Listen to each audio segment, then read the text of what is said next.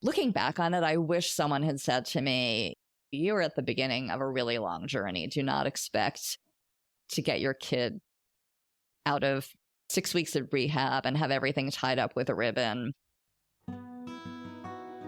This is Rethinking Rock Bottom, a podcast that explores the complicated experience of loving someone struggling with substance use, hosted by Reverend Jan Brown and Dr. Carrie Wilkens. When Julie's first son reached adolescence, he gave her a run for her money. He cut a lot of classes. He failed math twice. It wasn't easy. At times, Julie didn't think she'd get through it. But then along came her second son, Jake, the supposed easy kid out of her 4 boys. That was a whole different ballgame. When substances entered the picture with Jake, things went downhill fast. But what surprised Julie the most was that he was struggling at all. It didn't seem to make any sense.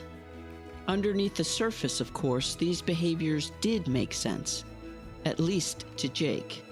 But for Julie to understand what was really going on, she would have to undergo her own transformation alongside her son. Recently, we sat down with Julie and talked with her about that easy kid and the long, difficult journey of Jake's recovery. He just had everything going for him, and he still does. It's just harder. I have 4 sons. He was my easy kid, and also everything just came really easily to him. He could walk into a room starting in preschool, and he was always the most popular kid in the room. I have a waiting list for play dates for him.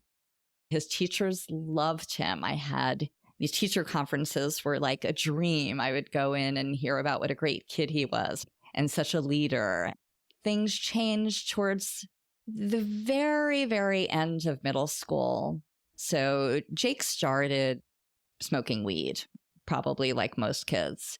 And the end of middle school, there wasn't what I would call a drug problem. There was one very, looking back at it now, kind of innocent.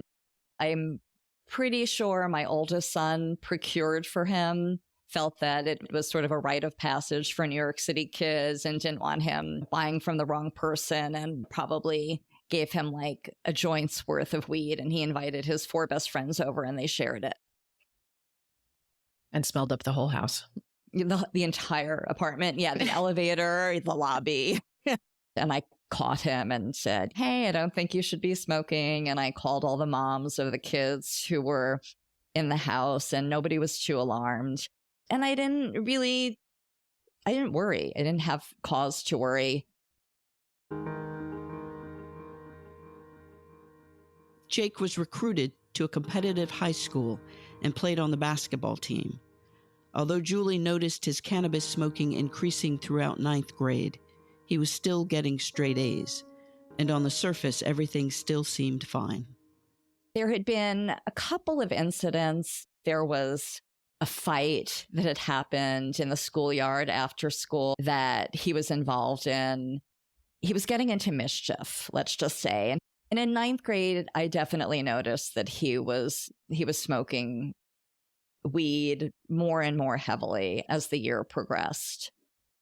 Because we had noticed that he was smoking so much, my husband and I cut off his allowance. And being the sharp, entrepreneurial, drug-seeking kid that he was, he figured out how to deal. He found a wholesaler. He bought large quantities, started divvying it up amongst his friends, and then spreading the word around. At that point, he started transforming into this person that I didn't recognize. So scarier than piles of crumpled dollar bills and this permanent smell of weed permeating his clothing was really the fact that I felt like I had no idea who he was anymore. He had so much anger. He became disrespectful. He started punching holes in walls. He would sneak out at night. He had no respect for curfew or any kind of sort of normal household rules. Like, we were the kind of house where you come home, you do your homework, you have dinner, all of that went out the window. In the chaos of this as their new normal, it was hard to see how Jake's behaviors could make sense, or even what to do next. But Julie knew they needed help, and with Jake on board, they started with therapy. He started seeing a therapist, and the therapist ingratiated himself at their first appointment by telling him, if anyone can relate to a smart kid who likes to smoke weed, it's me. He didn't think the weed was a problem. My husband and I both felt like this is more than teenage acting out. Like, something is going on here, and it's something unrecognizable.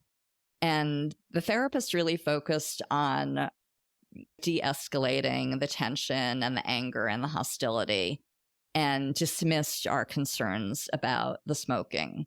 It's hard when you go to someone who's an expert in his field and they're telling you, no, you're looking at the wrong place. This is about your relationship, and we're going to work on the relationship, and you have to just choose your battles and let him stay out a little bit later. And I look back, and that was a very wasted 6 months being led down the wrong path. And you didn't know about the Xanax at that point. You just thought at this point it was cannabis, pot? I didn't know exactly what he was using. I knew that his behavior had changed dramatically, and I knew that there were times when he came home and looked not just high, but completely out of it and couldn't move his mouth properly. And can I just ask how you and his dad were dealing just with the aggression and the punching the holes in the wall and these things that were so different and I assume pretty scary? How were you guys doing as a couple, and how were you trying to deal with that with Jake? We were very much on the same page, and really both completely lost. We had no idea what was going on. We didn't know what to do. And I look back on it in shame, but at the time, with what we knew and the tools we had, we turned to discipline, which was exactly the wrong thing to do, because the stricter we became with rules and the more judgmental and critical, and the more we tried to rein him in, the more he rebelled. And really, the angrier he became. Julie and her husband responded to Jake's drug use with increased discipline, and also found they were becoming more judgmental and critical of him. Therapy wasn't helping either. And at this point, it seemed like nothing was working. But still, they kept exploring different treatment options for Jake, hoping to find a fit. So we eventually moved him from this therapist to start working with a drug counselor, because we felt we really wanted to target that issue. But there was a very brief stint while he was still in therapy. We tried to do outpatient rehab as well. And for a teenager in New York City in high school, for us, it was useless. He was kicked out in 2 days, and he continued with the drug counselor who, after maybe 6 weeks, said to us, he's got to do inpatient. You have to get him out of the city. And we knew that was the right thing to do. And Jake, to his credit, went willingly. I look back at that time, and I remember looking at him and thinking that he looked like a scared, caged animal, and his body and brain were the cage. He was so lost. He was 16, and he said, I can't do this by myself, and I can't do it here. I want to go to rehab. And we wound up pulling him out of school in June, so right before the end of the school year. And the school was really supportive and just kind of froze his grades where they were. Jake went to residential treatment, or rehab, which Julie described as professional, compassionate care. It was exciting. Jake seemed really committed. He was walking the walk, and he finally opened up about the root of his issues and the extent of his drug use. He did tell us about how he came to start taking Xanax. And he said that he had been experiencing anxiety, had told me that he had anxiety. He did not read to anybody, not to my husband or to me, not to his teachers, not to his doctor, not to his therapist. as somebody that had anxiety. He read as someone who was socially adapted, calm and cool and easygoing, but we all missed it. He actually had anxiety, and he found his way to Xanax also through Google. He Googled, what do you take for anxiety? And saw that you take Xanax. And being the clever, resourceful person that he was, figured out how to buy a Xanax. And being that he bought it from his weed dealer, the Xanax was most likely laced with fentanyl. And that's what I was seeing in him. I think that coming out of that first rehab, he really committed to not using Xanax again.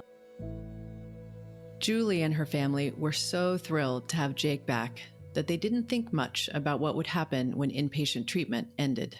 We had no aftercare plan. They seemed to think that it was fine for him to come home. And I didn't question that. We didn't know any better. Looking back on it, I wish someone had said to me, you're at the beginning of a really long journey. Do not expect to get your kid out of 6 weeks of rehab and have everything tied up with a ribbon.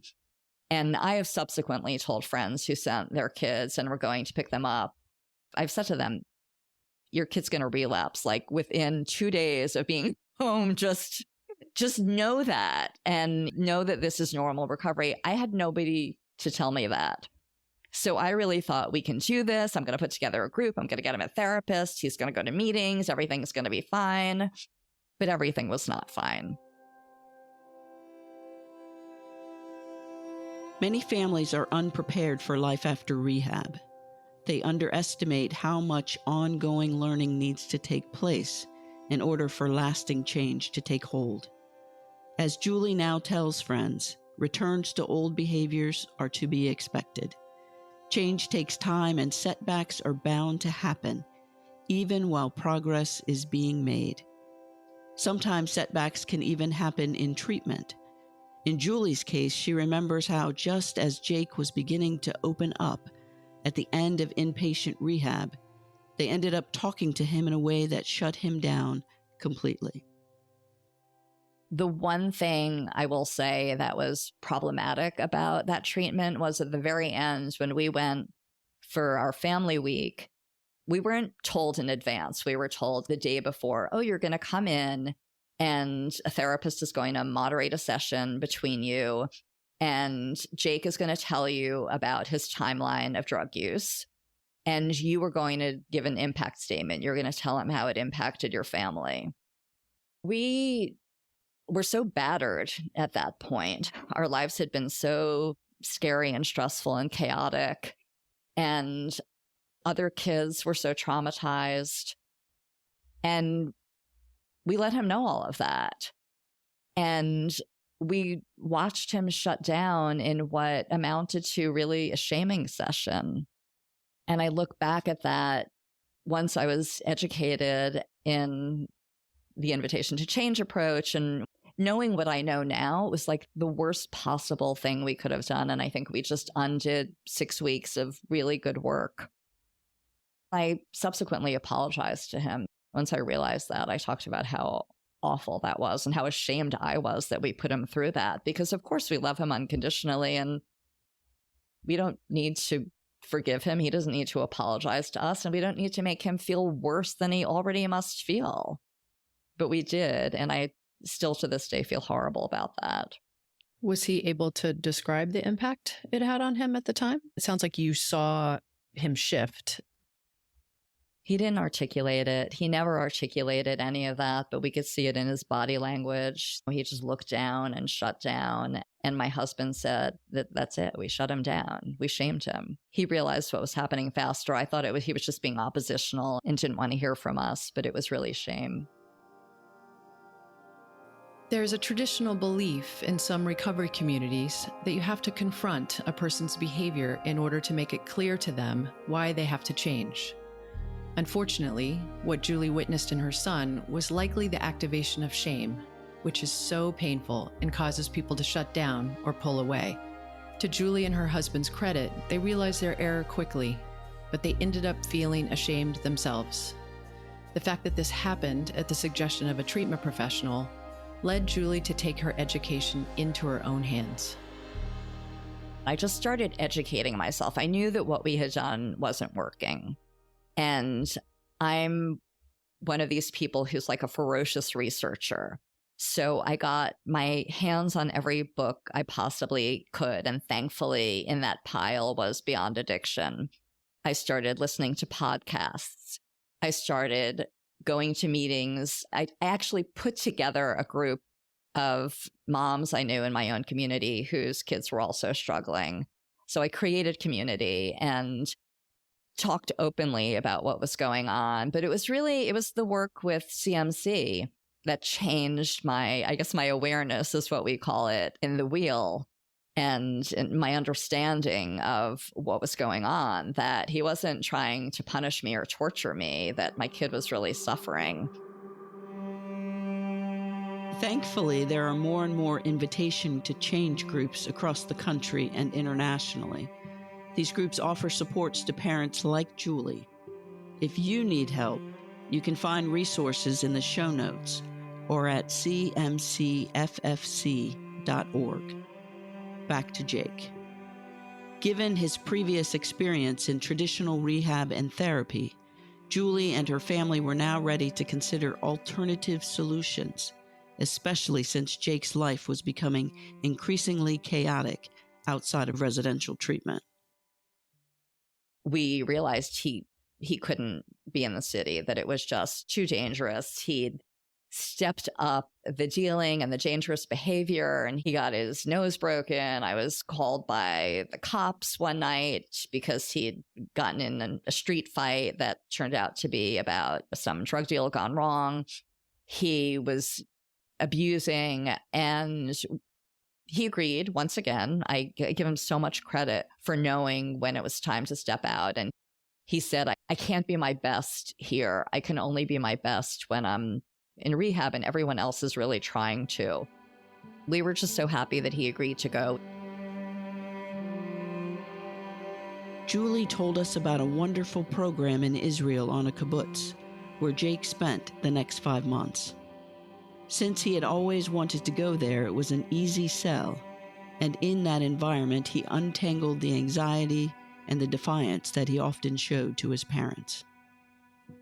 He self-medicated. He found something that made him feel good. And then we all turned around and said, you're a terrible person for using drugs. You are so bad. And so in his mind, the way that he connected the dots was, we didn't want him to feel good. We didn't want him to be happy. This was a major breakthrough because Julie was beginning to see how Jake's behavior actually made sense, something she couldn't have fathomed at the beginning of her journey. People don't use substances just because they want to get high or simply because they are a selfish or bad person. They start and continue using because these substances work for them in some way, however imperfectly. Understanding the behavior behind substance use leads to increased empathy and sets the stage for collaboration instead of confrontation.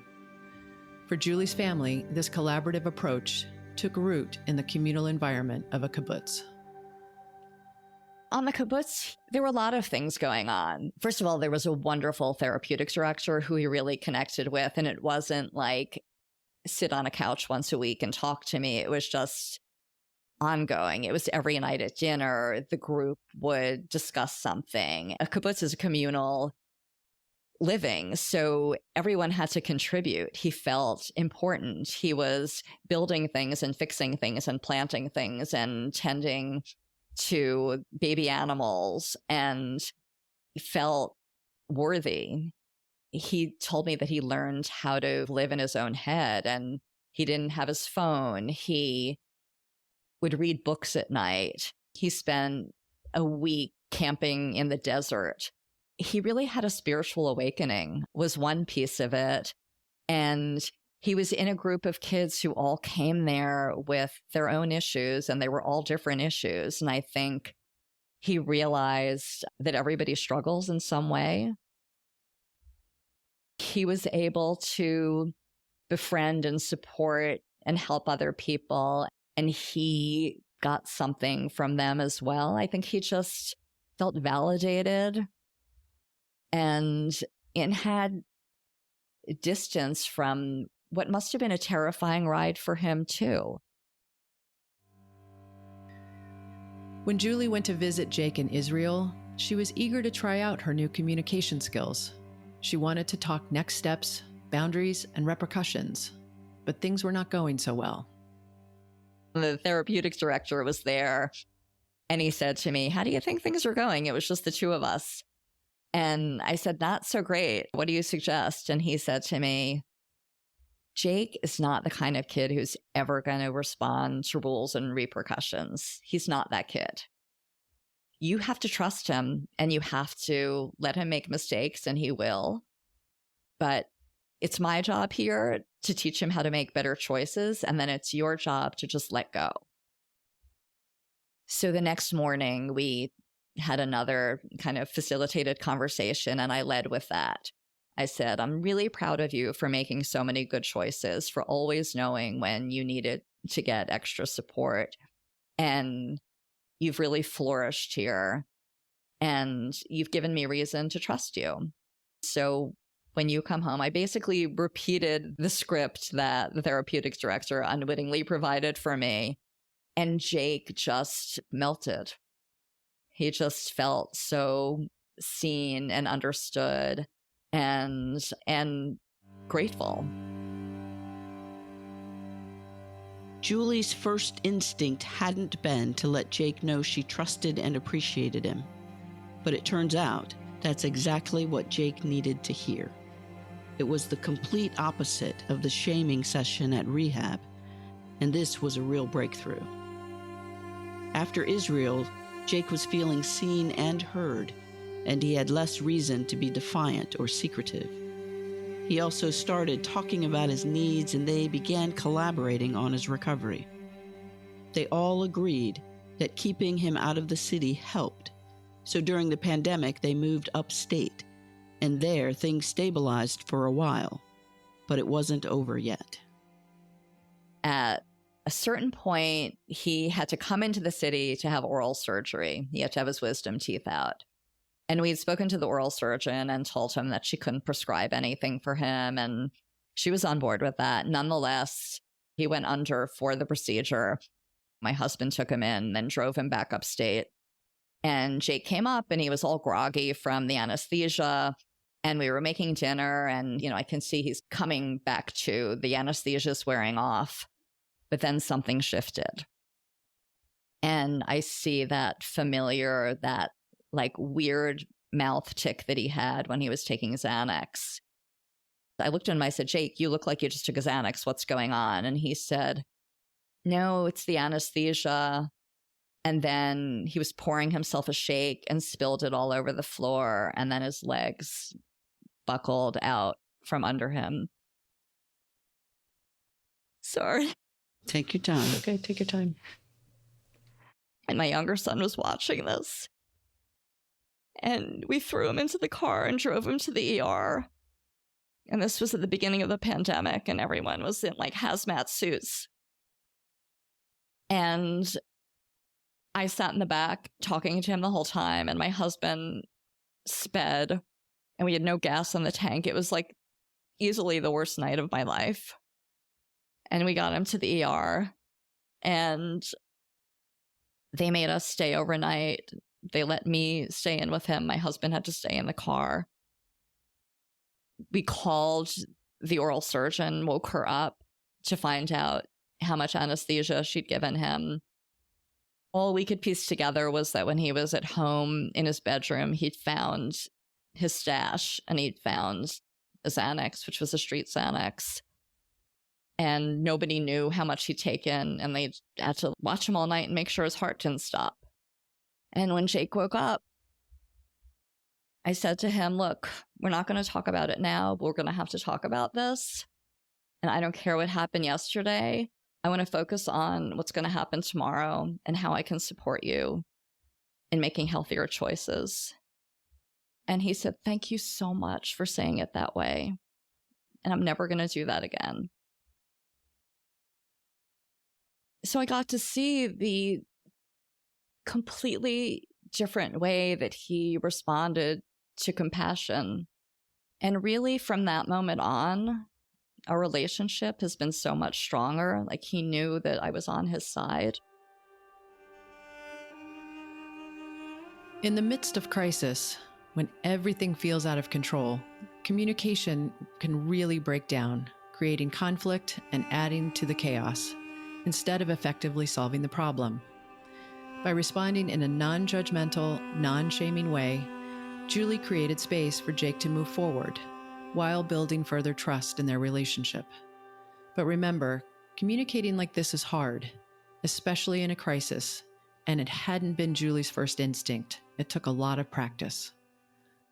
Oh my God, every single day I use the communication strategies that I've learned through the invitation to change every single day, just this week. So he announced to me, oh, my friend got me a job in a bar. And I took a deep breath and I said to him, tell me why you think that's a good idea. So sometimes I make these little lists of what I thought versus what I said. So instead of saying, are you crazy? Why don't you work in a pharmacy? I said, tell me why you think that's a good idea.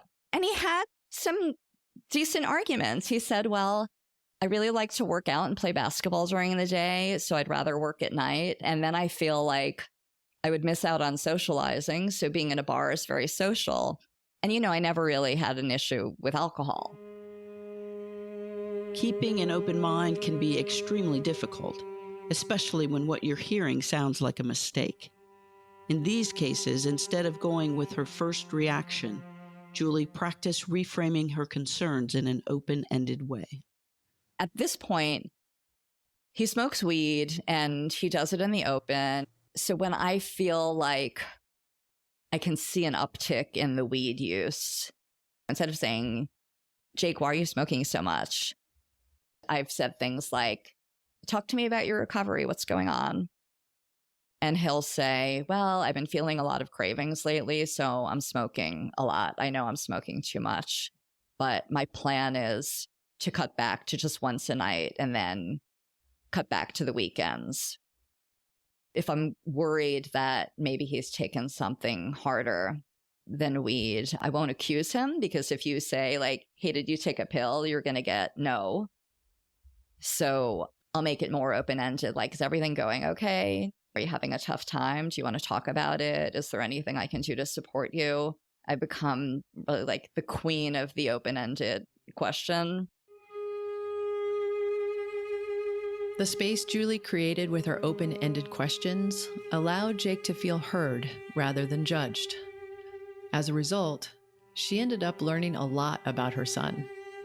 Sometimes, though, when you're successful at creating open communication, you end up hearing things that are upsetting or even scary. My husband and I were upstate, and Jake had a job in the city, and things had been somewhat stable. I knew he was showing up for work. And then he called me and he said, hey, so I'm thinking about going on Suboxone. Would you talk to my psychiatrist? And I said, I think that's great. I hadn't realized that you were taking opioids. So do you want to tell me a little bit about that? What's going on?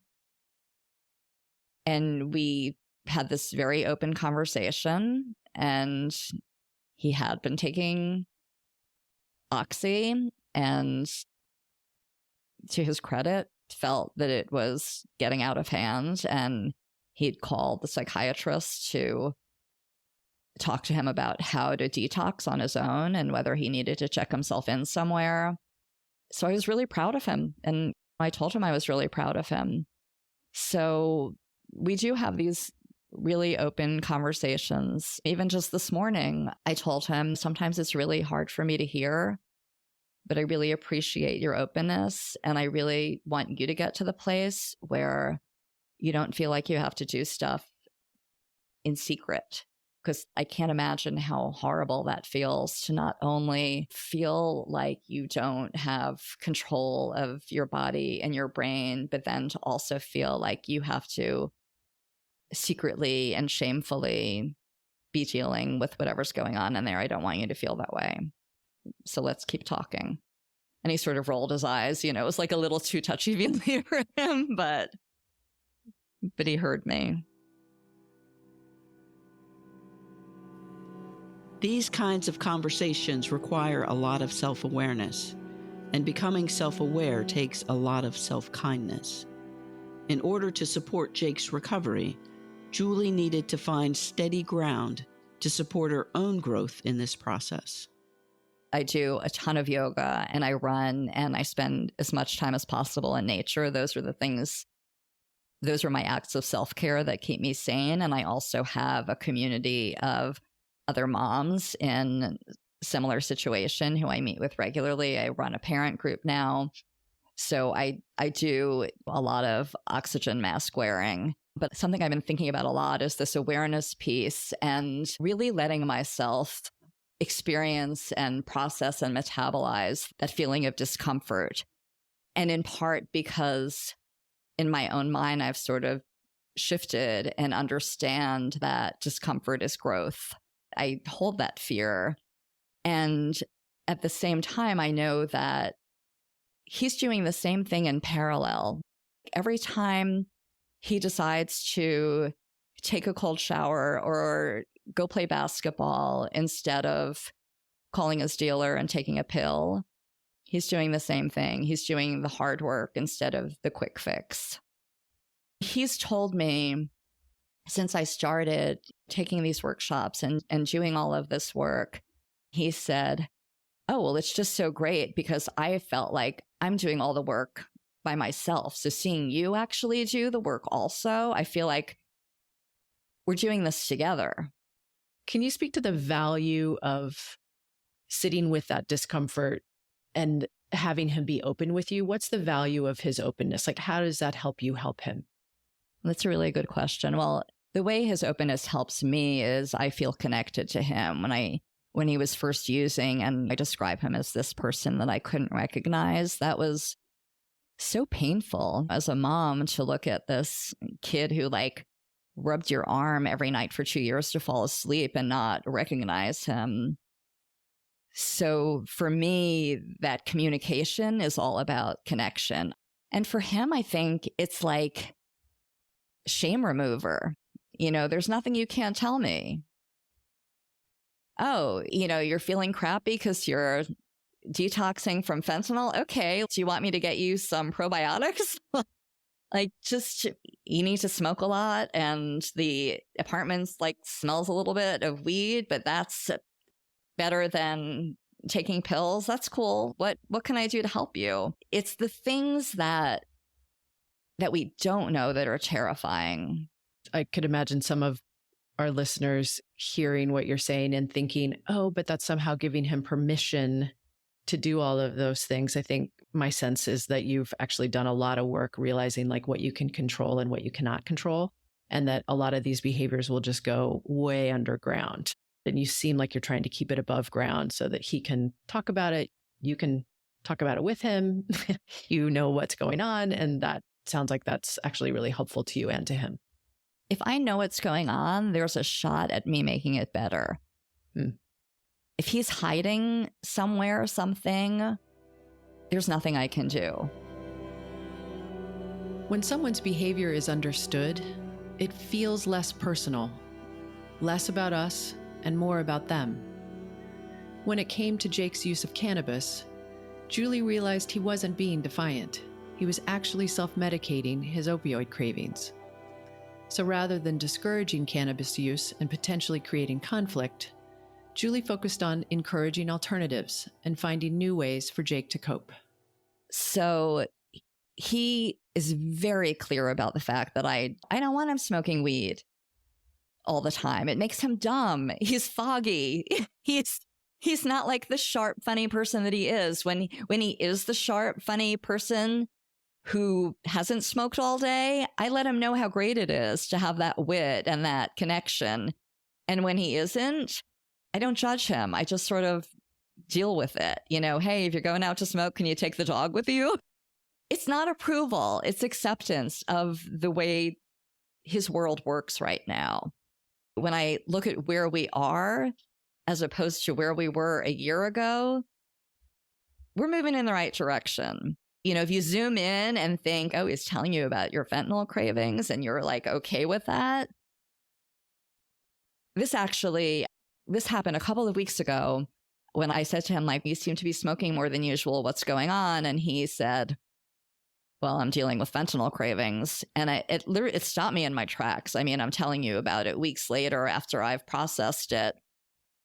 I just sort of froze and went to bed and was up all night. And then at a certain point, after hours of rolling around, I sat up and I thought, okay, he told me that he has fentanyl cravings. He told me. He was communicative with me. And he didn't go out and buy pills. He found a way that was much better. He found his own harm reduction strategy and he was dealing with it. That's a good thing. This is a good thing. And I went back to sleep. Yeah. And that combined with your knowledge and your willingness to sit with some of that discomfort and pain and to know that you can't fix it and to not want to engage in attempting to fix it. It's part of parenting. You have your first child and you realize that for the rest of their life, you're going to be worried. Because any of my children who don't use substance can like walk into the street and be hit by a car.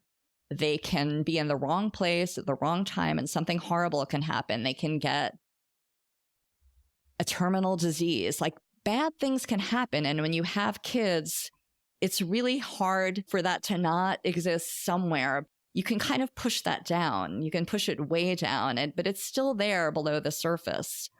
When you have a kid who struggles with substance, it's kind of right below the surface. It's always right there. So you feel it more. So yeah, I've made friends with that feeling.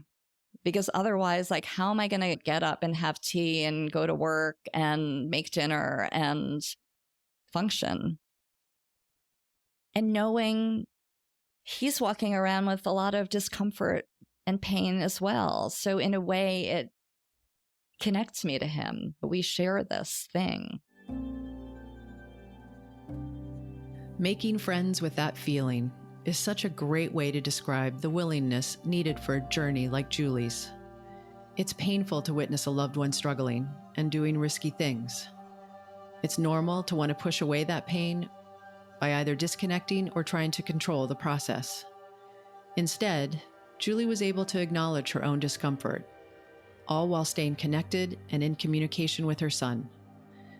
This kind of non-judgmental support gave Jake a safe space to find his own way, but it also gave Julie an opportunity to transform alongside her son. Oh my God, I changed so much during this process. I was so judgmental. I didn't know how much I didn't know. I thought that life needed to be a particular way, that my kids needed to excel in school and go to good colleges and basically be like this Instagram family. But I learned to let go of that. The whole experience has just given me so much clarity and compassion and an ability to not shift focus in a way where I'm in denial or casting things in a prettier light, but where I'm always finding the meaning and the thing that is actually important. What practices do you engage in that allow you to do that? I talk a lot. I have no shame about anything that I'm experiencing. I have a lot of community, certainly working with my mom's group, which I lead, but now at this point, everybody jumps in and helps each other. We enable each other to step back and have a longer view. Like, this moment really sucks. This is a really, really hard moment for me. But looking at where I am in the larger scheme of things, we're in a good place. Like right here, right now, everything's good. Do you have a hope for our listeners? Like, if you could offer something up to them, what would it be? When I first started my group, when we kind of went around the room, I asked everyone to tell me about their journey and also to tell me one thing that they loved about their kid. Because I wanted to make sure that they could always reconnect with that. And that if I ever needed to remind them of that, I could remind them of that. And it's not like any of us ever forget how much we love our children. But we do get caught up, and it's easy to start to feel frustrated or exhausted or sorry for yourself. And this is a long haul. It's not even like this is a sprint, it's a marathon. It's a freaking Ironman. Like, you just ran 26 miles. Good for you. Have a drink of water and hop on your bike. Like, this is going to go on and on and on, and hold on to that love and that compassion. And they feel it. It's like shining a light on your kid and watching them bloom and grow when they feel that warmth. So that's what I would leave you with. And then jump in the water and swim 20 miles. As usual, Julie has a wonderful way of putting into words what many families experience when they're trying to help a loved one struggling with risky behaviors like substance use. What seems like a sprint turns into a marathon, only later to be revealed as a triathlon. Most families have no idea how to prepare for a journey like this, or any sense of what to expect along the way. The skills and the invitation to change approach are designed to help folks at every stage of this process. Sometimes, like Julie, families need to understand the problem from a different perspective. When you understand how the behavior makes sense, you can gain empathy, and more empathy leads to the desire to offer meaningful help, instead of resorting to punishment or attempts to control. It's also a lot easier to find help when you understand the underlying issues at play, in Jake's case, anxiety. Formal treatment may or may not be what your loved one needs. Sometimes medical intervention is absolutely needed to address physical dependency and keep someone safe. Other times, a change in environment, improved family relationships, support from a trusted elder, or a new job can shift things in a more positive direction. Many families don't understand the new learning has to take place in order for someone to really make and sustain change. Any new skill takes practice and repetition for it to replace old behavior. And just like anything else we learn, there will be moments where we don't know what we are doing. And this is true for the person with the problem as it is for the family members who are trying to help them. Family members all impact each other, so in order for one person in a family system to make changes, it's likely everyone in the system will need to make some changes as well. When Julie started to make changes alongside Jake, he noticed, and things started to get better. In my experience as a clinician, when I see everyone in the family willing to learn new things, pretty wonderful things can happen. Wonderful things like collaboration and connection, kindness and curiosity. For all the suffering along the way, change requires growth, and growth can be a beautiful thing, especially when it happens across an entire family unit. The journey to real and lasting change is hard, lonely work and can feel impossible at times. But when families change together, everyone gets stronger and real transformation becomes possible. Together, we change, and together, we heal. As always, our hearts are with you.